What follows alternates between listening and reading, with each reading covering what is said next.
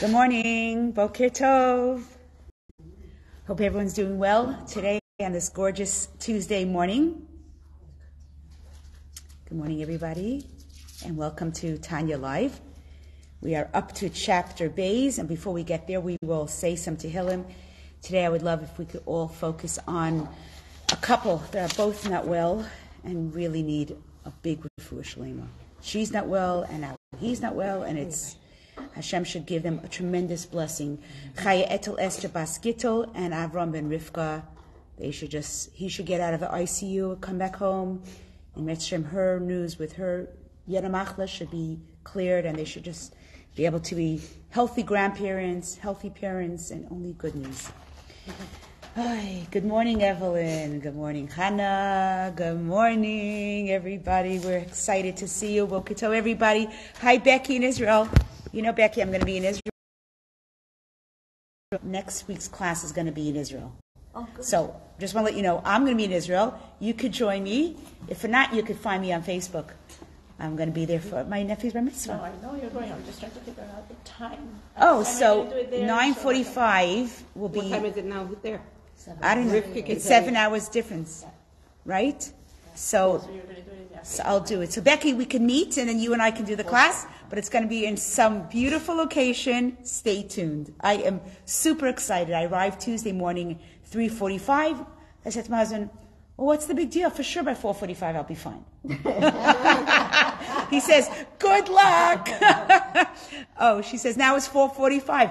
Exactly. So next week in Message 4:45 p.m. Israeli time, we will be having our Tanya class, and I assume a Tanya class coming from Israel will be 10 times more spiritual and more enlightened and more glorious. So I'm so excited.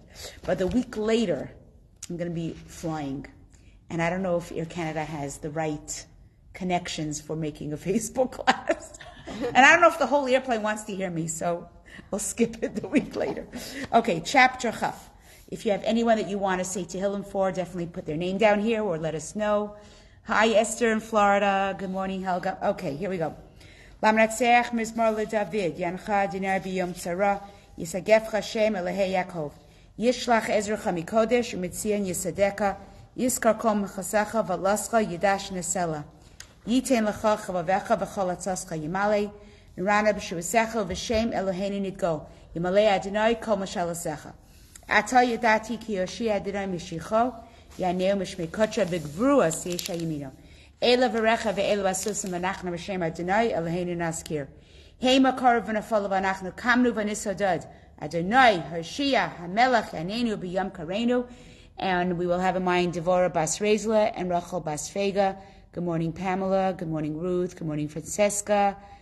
Good morning, Helga. Good morning, Barb. Oh, by the way, what time is it in Italy, Francesca? Because maybe I'll come to Italy and do a class there. Okay.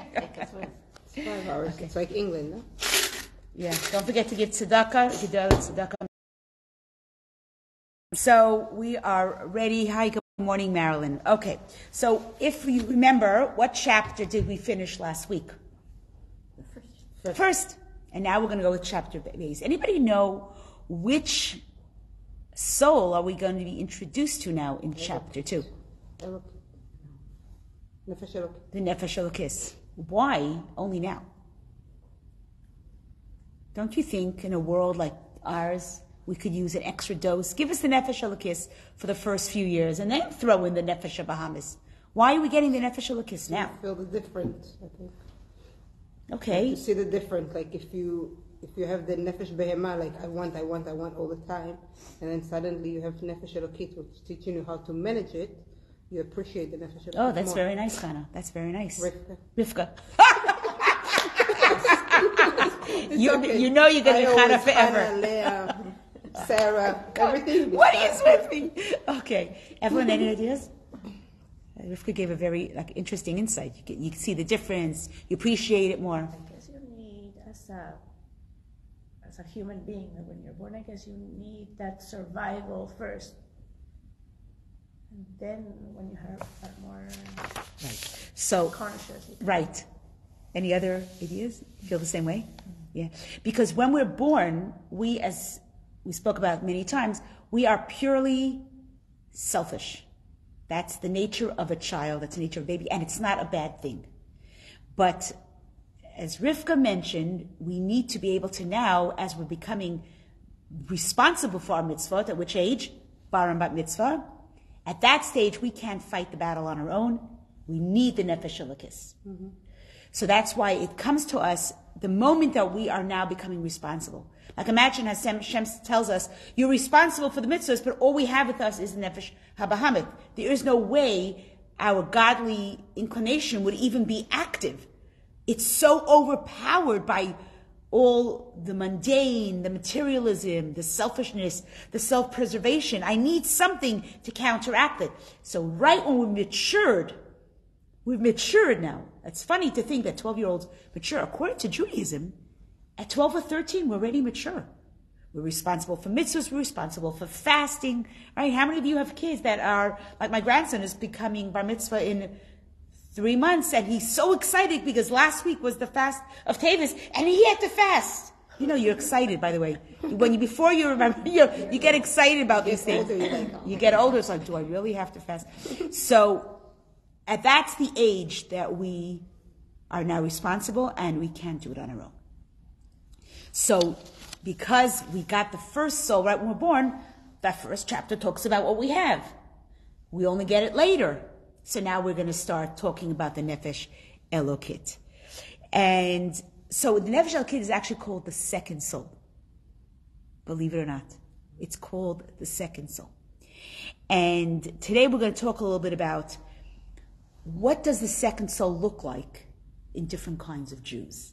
In other words, we spoke about the 5 different kinds of people that are alive today and struggling with the good and the bad, the nefesh habahamis, nefesh. Do you remember their names?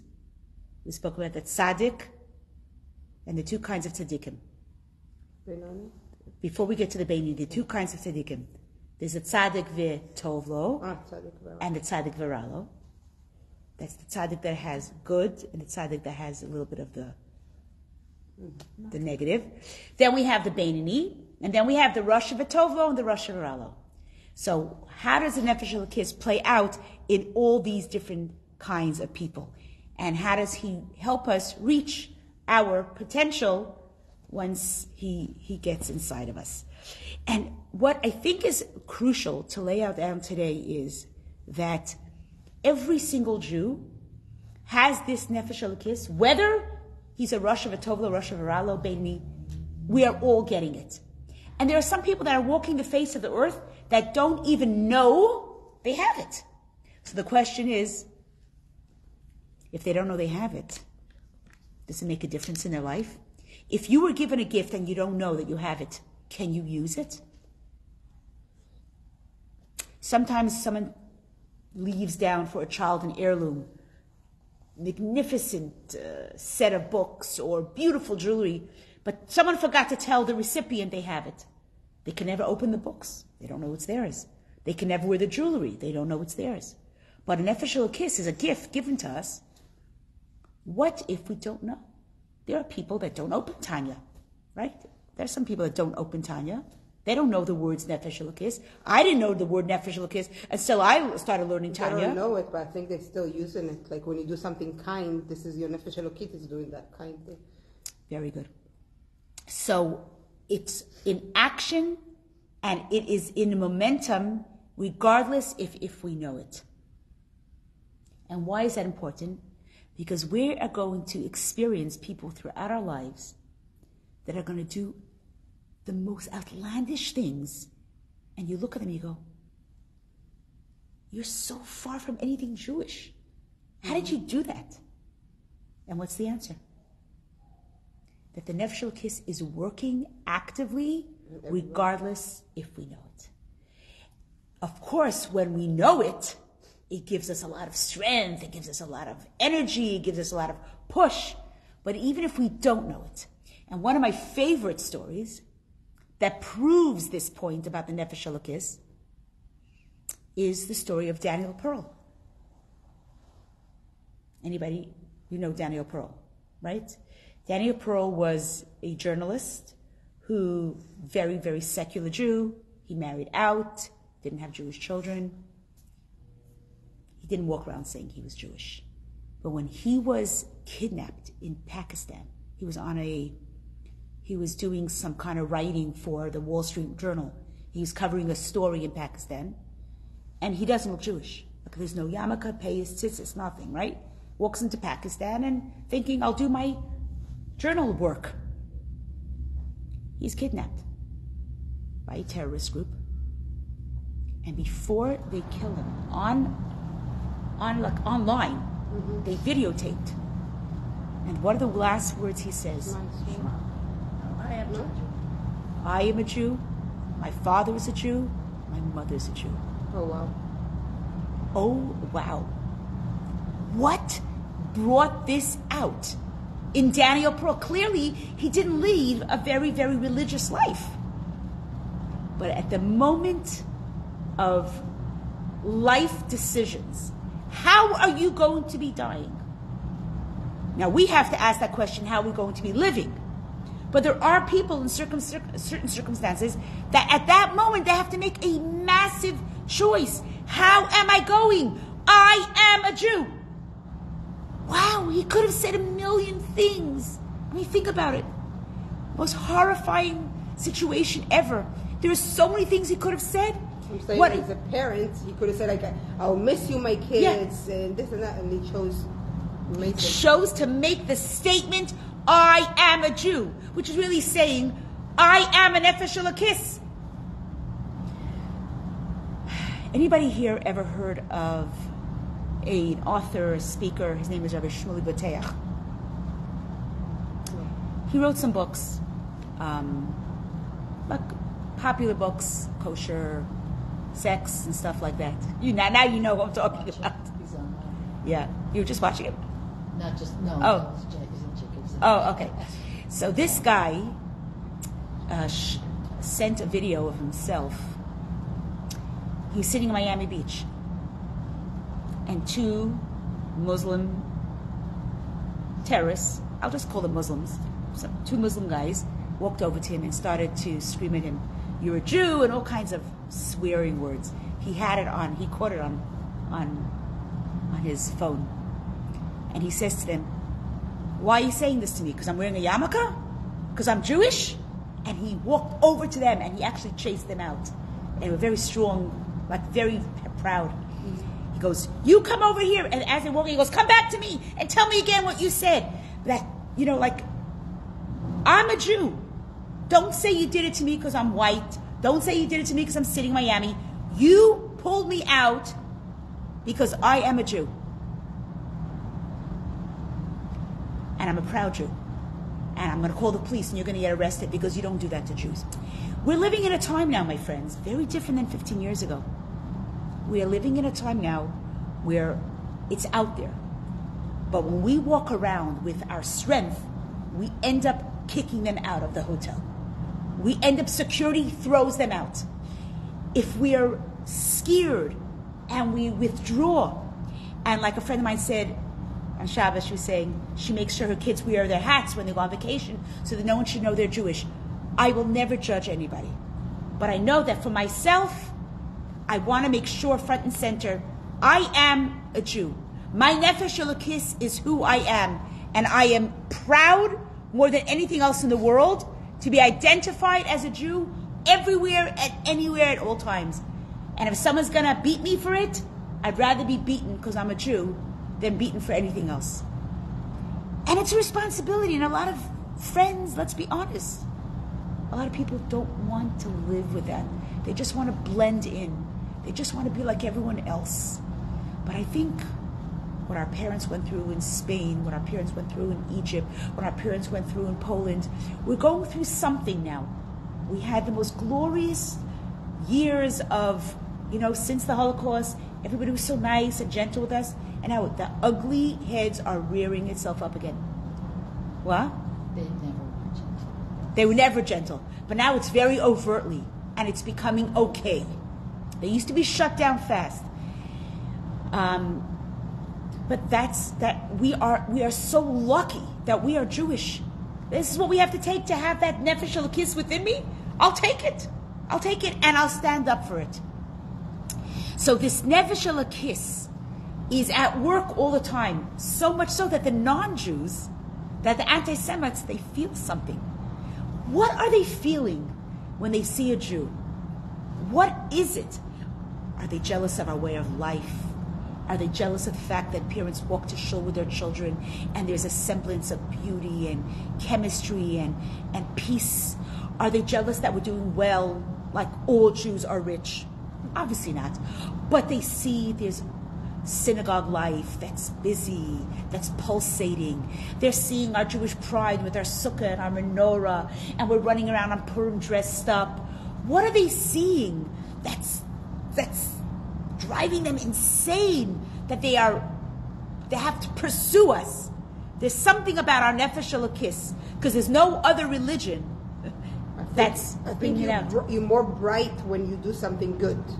Like when I walk with my kids to shul, it's not the same as I walk with them to metro, even though it's the same distance. Yeah. We walk to metro, it's just walking. Yeah. But when we walk to shul, it's like they're asking questions about Shabbat, they're asking questions about the Torah, and people can see. A lot of people acknowledge us on the way to shul, and they stop and like, oh my God, look at this family. They're like different colors because we're literally like a rainbow in our family. Yeah. But if I walk with my kids and my stepkids to shul, nobody, not to shul, to metro, nobody acknowledges. Wow, Rivka has a very interesting point. Maybe you want to share. She says that when she walks with her kids to shul, there's like an aura surrounding them, and people acknowledge that. But when you're walking to go to the park, or you're walking to metro, no one notices. But it's true. We get a neshama yetera, a second neshama on Shabbos, so we definitely are brighter and lighter and more godly. But I think that's what it is. They're noticing something. And I say, when I was a child and one of my friends did better on their grades, I wouldn't hate them. I try to figure out, how do they get that mark? How much do you study? If someone's a big artist, I go to them, well, where did you take art lessons? If the world is jealous, turn around and ask us, what are you doing that's making you wholesome? And we'll tell you. We put away technology for 25 hours. We keep Shabbat. We celebrate our holidays. We respect our grandparents. We keep 613 mitzvahs. That's why we are getting to where we're getting. Do you guys agree with me? Do you want to add into the kid? What makes you stand out with your nefesh elokis? And I think realizing that we have this nefesh elokis is a big, big responsibility, because we have this nefesh Bahamas that's all about, we said before, self-preservation, selfishness, all about the ego. By the way, does anybody know what the word ego stands for? Egoist? It's an acronym for 3 words. Oh. EGO. When we have our nefesh Bahamas, and it's all about me, right? It's all about myself, because what's the nefesh Bahamas? It's ego, right? That's edging God out, right? Our ego edges God out, but we know that that's the natural tendencies. Oh, see, Becky says, seeing a bunch of kids in Shabbos clothes, people love seeing it, especially matching outfits. Yeah, Becky, your kids always match, I know. She's right, when all the kids are wearing the same outfits. When you know that your ego is coming from the nefesh Bahamas, and you know what the purpose of the nefesh Bahamas is, and you realize it's all about getting God out, then you could lean in more heavily on the nefesh elokis, and we just work our like last night I was learning with a friend, Tanya, we're up to chapter Daled. We're talking about how the mind is a reflection of what's going on in our emotion. So if I am angry or jealous or egocentric, it makes my mind think of those kinds of thoughts. But if I realize that my mind is reflecting my emotions and I can control my mind, then I can say, get rid of that. Get rid of that thought. I want to change that thought. And when we allow the positive thoughts, the nefesh elokis thoughts, then the thoughts create our actions. So our thoughts create our words, which create our actions. So it's like this cyclical thing going on within us.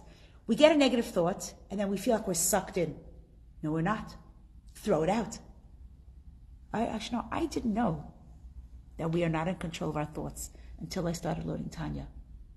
I really thought that my thoughts were a spiritual, reality, and whatever's in my thoughts, I have to deal with my thoughts and just, it will pass. No, I could get rid of it. I never knew that. That, for me, personally, was life transforming. Anybody else here feel the same way? When you can change your thoughts, it changes everything. Because our thoughts they run us.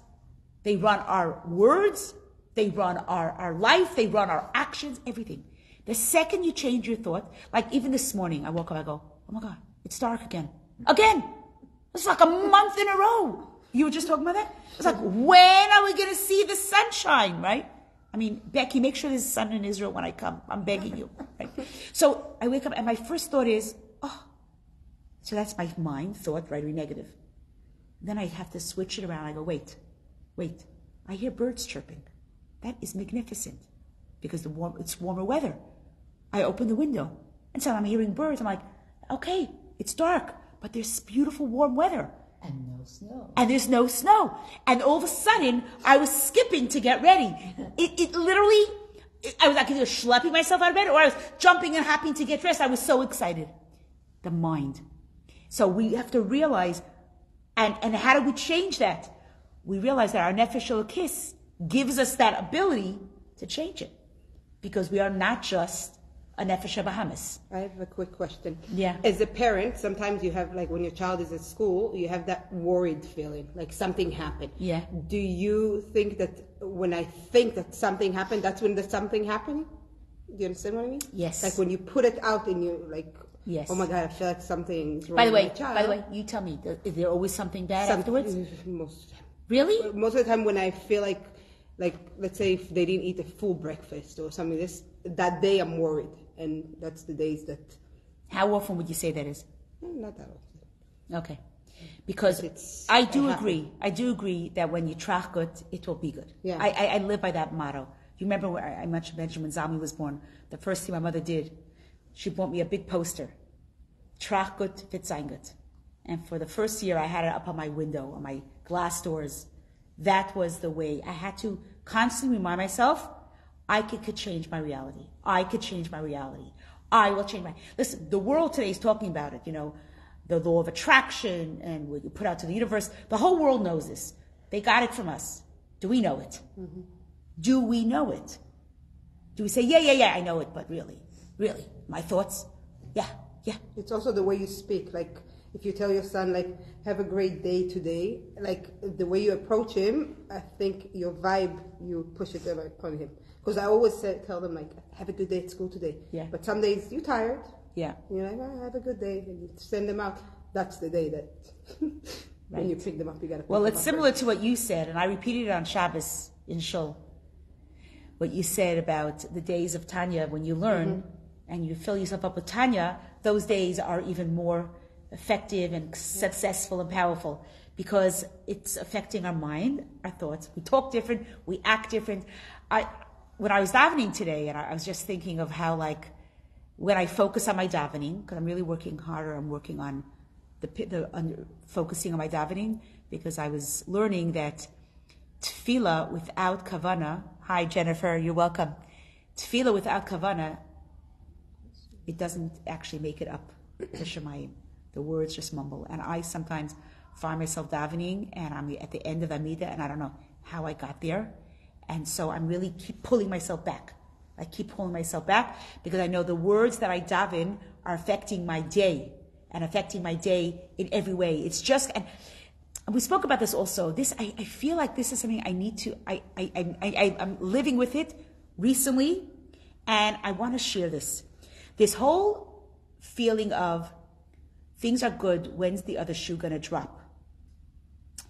Who even made that up? When's the shoe going to drop? Who made that up? Anybody know? Please help us over here. Never heard that. You never heard it? A pessimist.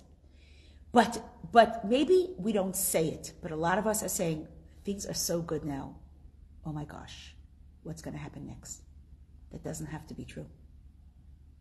There does not have to be another shoe that's dropping. Strictly because Hashem is our Father. Hashem is our Tata. You know the songs, there's so many Yiddish songs about Tata in Himmel, Tata, my Father. Our Father loves us. He is not about, I gave you 3 good weeks, boom, boom, boom, here comes the trap, boom. No, that's not how Hashem runs our world. Hashem runs the world for our benefit. And sometimes, like a baby gets a shot, sometimes there's a boo-boo. Sometimes a baby falls. But it's never this thing of, oh, she's having her 3 good weeks. I'm going to screw her up right now because this is way too long for her to have 3 good weeks. What? That's not a Jewish way of thinking. That's not a Jewish way of thinking. Our life is always going to be good. And especially now, if we believe that the Rebbe said that we have to open our eyes and see the world through the eyes of Mashiach, through the eyes of Geula, then we have to really open our eyes and say, wow, things really are getting better. Look at the medicine that's out there. Look at the science that's out there. Look at technology that's helping people. There's so many new ways of people getting better and doing better. And even like people are looking for work. There's so many new ways of finding work because there are people that have all these outlets and opportunities. So we have to look at the world, and I think Hashem is waiting for us to acknowledge that we are living in a world that's really ready for the announcement. Because the announcement could come in any second. Behesa chadas. Even when we don't expect it. You know, I don't know if I mentioned this to you, but I have a teacher. I consider her my teacher. Her name is Mora Korf. She taught us halacha. And we used to call her Mora Halacha. You know who actually her daughter is? You would know. You know the Chabad Israeli Center? Mm-hmm. Her daughter is the Rebbetzin there. Mrs. Landau. So her mother was my halacha teacher. Halacha is Jewish laws. She told us that her children each have a suitcase that has clothing for Mashiach. So as soon as they hear the shofar, they grab their suitcase and they're ready for Mashiach. They don't have to start scrambling for Shabbos clothes and their Shabbos shoes. They are ready. And I remember the kids, and we would say, but what if Mashiach comes next year and their clothes are... She goes, no. Every year we update the suitcase. Oh, wow. And we don't ever get disillusioned. Because disillusioned is when we give up. That's getting rid of God. That's edging God out. Giving up. When Hashem promises that I'm going to send you Mashiach, and what do? We go, yeah. You know, the story of Yoel Khan, I mentioned on Shabbos. This is one of the greatest Hasidic teachers in the whole Chabad. He passed away a few years ago. One of my grandsons is named after him, Yoel Khan. You might have heard his name. So this Rabbi Khan was standing at a bus stop, and someone came over to him and said, no, he was standing next to another Jew, another religious guy, and he said, you know, when the buses come here, because I have to get home before Shabbat. And the guy says, oh, the bus is going to come when Mashiach comes.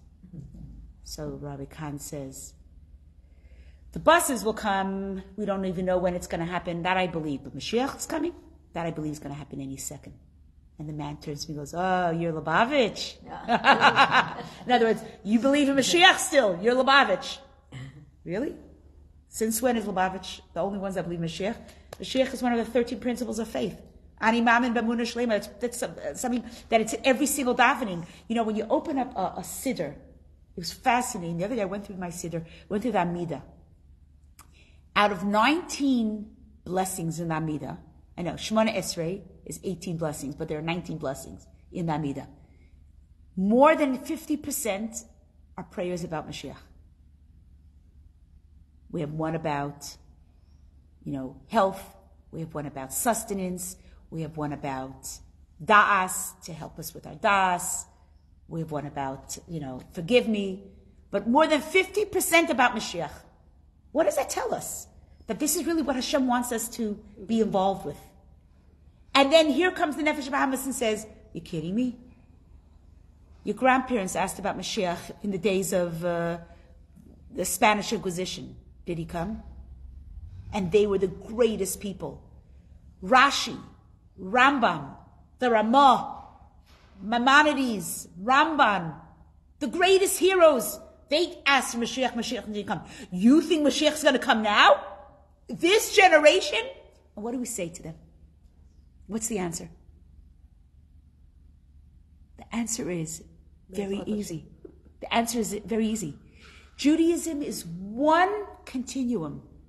We are not generations gone. generation gone. The next generation gone. We are a continuum, which means the generation of my great-great-grandparents that lived in maybe Morocco, or they lived in Geneva, or they lived in Istanbul. Whatever mitzvah they did then is carried on. It is accumulated. So our little mitzvah is that one last tipping stone. For example, when my husband puts the Kiddush Friday night, right? So he always pours the Kiddush. But what's the custom? That we overflow. So you pour the wine and you go, look, it filled to the top, but it didn't overflow. He has to open a brand new bottle for what? Just for one more tip, and it overflows. And then he makes Kiddush. He opened a bottle for one little drop. That little drop made the whole thing overflow? No, it's a continuum from all the other wine that's in the cup. There's already full to the top, so I needed one more. You ever see those incredible, I'm in awe, and I don't remember the name of it. You know these people that put together all these things, there's dominoes and there's bells and there's things, and it goes up and down, and it's like, there's a name for it. And someone works on it for like probably months. And then you just tip one domino and everything starts moving. Have you ever seen those things online? Yeah. What got everything moving? One little tip of the domino. One domino got the whole thing rolling. That's where we are right now. That's our generation. We just have to do one more mitzvah. And of course the Nefesh Bahamas, which is all full of, the negativity, is going to say, don't be crazy. Don't add another mitzvah. You think your mitzvah is going to do it? I mean, think about Yaakov, Yitzchak, Avraham. Think about the 12 tribes, all the things they did, and they couldn't bring Mashiach. Little Goldie, what do you think you are? But we were so ingrained by the Rebbe that we are the generation. And it's our mitzvah that's just going to tip over the wine. It's going to make the wine overflow. We're that generation. So how do we have the strength to do that? Because we have a Nefesh Elokis. The Nefesh Elokis wants us to do more. And the Nefesh Elokis knows it's up for a fight. It knows that it is going to be constantly pulled back, pushed back. But you know what? We have a Nefesh Elokis that we work on. And this is where the Perek Beis, the chapter Beis, tells us which is the one that's, now that you have two souls, which is the one that's going to be dominant today, on Tuesday, on today's Yud Zayin, I think. Which one? Always? No, but for myself, today it's more dominant, but tomorrow it's a different day. Well, I'm saying. But today... Well, let me tell you something, Rivka. Somebody once asked a Tanya teacher, what am I? Will I be at Tzaddik today? Am I at Tzaddik? So he said, for the next 24 hours, if everything that comes into your mind, words, and speech is only Nefesh Elokis oriented, you can officially label yourself a Tzaddik. So, 24 hours. That's all we have to manage. We're going to try. 24 hours. Mind, words, and action. And it's not voluntarily, it just comes out. Now, that's a tzaddik. Why? Because a tzaddik already dominated the Nefesh Bahamas. He got rid of his Nefesh Bahamas. But if we can live like that, then at least we know we're a Beinoni. In other words, the thought might have come, but we pushed it out, and so we could be a Beinoni. And that, the story I told you a few weeks ago about that little boy who wanted to be a Beinoni. He said, just say Tehillim for 5 minutes. If we do that after 24 hours, and we never even struggle with that, wow, we can label ourselves Beinoni. Come back next week, and we will have the most incredible, you're gonna have to start sitting on that throne, because I would love to be in the room of a Beinoni. I know all of us are Beinonis sometimes, because clearly we're Beinoni right now. Right now we're all Beinonis. But if I could keep this up, that's the idea. And the Nefesh Elokis is rooting for us. But based on what you were saying, what am I going to be? Depending on who I feed.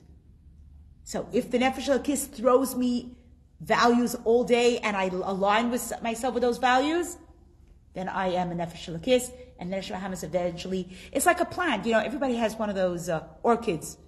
You know those orchids? How many of us have orchids all over the place waiting to be resprouting? Because someone told us they resprout. They do.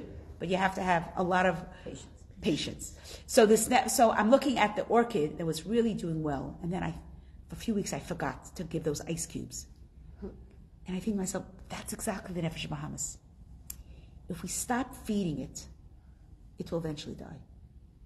Any plant, if you stop feeding it, it dies. But you can say also the same thing about Nefesh Elokit. Yes, you could. If you don't occupy it with the good thoughts, of course, and the good things, of it's course, also going to die. It's the only one that's going to be fed. It's exactly, that's the point. The only soul that thrives is the one that's fed. And if we feed it and feed it and feed it, and we get used to it, and then becomes second nature, when you speak to people who say, actually, a friend of mine was saying that her daughter just made a commitment to become Shomer Shabbat 2 weeks ago. And like every day she's like excited about it, and she talks about it, and then she walks to shul with her mother for 45 minutes, and they talk about, 2 weeks. She's been Shomer Shabbat for 2 weeks. It's amazing. And just, I'm sure the Nefesh Bahamas is driving her crazy. What? It's minus 20 degrees. Why are you going to shul? Are you crazy? And I'm sure the Nefesh Bahamas is busy. But her Nefesh Elokis is pumping back and saying, no, I made a commitment. Be quiet. Go back. I don't want to talk to you. And clearly that girl's winning over the Nefesh Bahamas, like hands down. Because she's putting on her multi-layered boots, her heavy sweaters, because she's walking to shul. And every step she takes is telling the Nefesh Bahamas, you lost, you lost, you lost. So that is how we master the Nefesh Bahamas, by doing action, physical action. I want to conclude with one of my favorite stories that aligns with our thought of that even if the Nefesh Elokis is not taking you over, or is infused in a Jew that is not even aware that they have a Nefesh Elokis. As I said to you before, most people, if you ask in the street, they don't know what the word Nefesh Elokis is. Many people will know Yetzer Hara and Yetzer Tov, but a lot of Jews, they never heard of Yetzer Hara and Yetzer Tov. Am I right? Am I right? Do you know people that don't know about a Yetzer Hara and Yetzer Tov? Everyone you know knows it? Yetzer Hara, Yetzer Tov, yes. Nefesh Elokis, Every Nefesh single Behema. Jew knows that they have a Yetzer Tov? You ask if the people that I know. Yeah, in general. Yeah. Are there Jews? Are there Jews today walking the face of the earth, sitting up on the Himalayan mountains? Of course. There are a lot of Jews that are unconnected. There are a lot of Jews that think they're Catholic because their father's a Catholic and their mother's Jewish, and they think that their religion comes from their father. It was a crazy story that happened, actually not just, a few years ago. There was this guy who kept desiring to find out more about Judaism. But he said to himself, but I'm not a Jew. My mother's Jewish, my father's Catholic, I am not a Jew. And finally, one night he says, God, if I am a Jew, let me know. He's walking down the street on Kensington Market, Friday morning. You know what Kensington Market is, right? And a Lubavitch boy is on Mivtzayim that day, because Friday afternoons, what do all the Lubavitch boys do? They go on Mivtzayim, which means they go around the streets, putting on tefillin, giving out candles, and giving the little lachayim, those little papers out. A Lubavitch boy walks over to him, and this boy has a name. His name is Herschel Gurari. He married my friend's daughter. He's at Shlichus in Penn State University. So I'm not making these stories. They're not coming out of my imaginations. They're stories with real people. And he walks over to this guy. He says, sir, are you Jewish? The guy's like, it's not like I walked into Bathurst and Lawrence. I'm in Kensington Market. He says, why are you asking? He says, because I'm asking all Jews if they're Jewish, if they want to put on tefillin. He goes, I don't know if I'm Jewish. I'm 50% Jewish. He goes, what do you mean? It's my mother's Jewish, my father's Catholic. The boy says, no, you are 100% Jewish. He says, oh my God, you thanked me so fast. You answered my question so fast. He put on tefillin, and since then he's been coming to the Lubavitch Yeshiva on Bathurst and Lawrence, studying with the boys in Yeshiva. He didn't even know he had this godly soul. And at that moment, Hashem orchestrated everything. Imagine, just think about that. A man who doesn't think he's Jewish says to God, somewhere downtown Toronto, send me a sign that I'm Jewish. Do you know what it tells me and you? That we have access to talk to Hashem all day. Every minute Hashem is listening. You know, it's like when my grandchildren come to me, and how as grandparents, how we give our grandchildren so much undivided attention. Mothers and their children is good, but grandparents and their children, whatever they say, we jump. They're brilliant, they're the smartest kids in the world. Did you hear what they just said? I can't believe they're so smart. And whatever they want, we give them. You want macaroni and cheese with this kind of stuff? Yeah, you want whatever you want. The mother's like, we're having this. Happened, but wishing you all a great day.